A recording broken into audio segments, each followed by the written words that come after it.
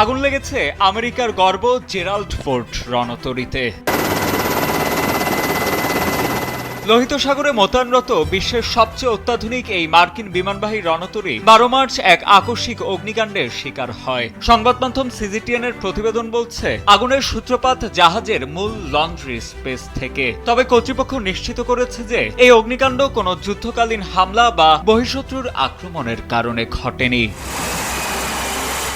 এছাড়া আন্তর্জাতিক বিভিন্ন সংবাদ মাধ্যমের প্রতিবেদন অনুযায়ী এই অগ্নিকাণ্ডে 2 জন নাবিক আহত হয়েছেন এবং বর্তমানে তারা চিকিৎসাধীন আছেন। তবে রণতরীটির প্রপালশন প্ল্যান্ট বা ইঞ্জিন রুমের কোনো ক্ষয়ক্ষতি হয়নি এবং এটি এখনও সাগরে পূর্ণ সচল অবস্থায় রয়েছে।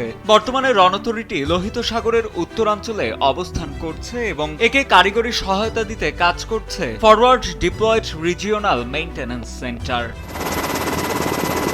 আমেরিকার জেরাল্ড ফোর্ড রণতরীটি বর্তমানে মার্কিন ইসরায়েল যৌথ সামরিক অভিযান অপারেশন এপিক ফিউরিতে নেতৃত্ব দিচ্ছে। 2025 সালের জুন থেকে মোতায়েন থাকা এই রণতরীটি যদি আগামী মে মাস পর্যন্ত সাগরে অবস্থান করে, তবে এটি মার্কিন নৌবাহিনীর ইতিহাসে দীর্ঘতম মোতায়েনের রেকর্ড ভেঙে নতুন ইতিহাস গড়বে।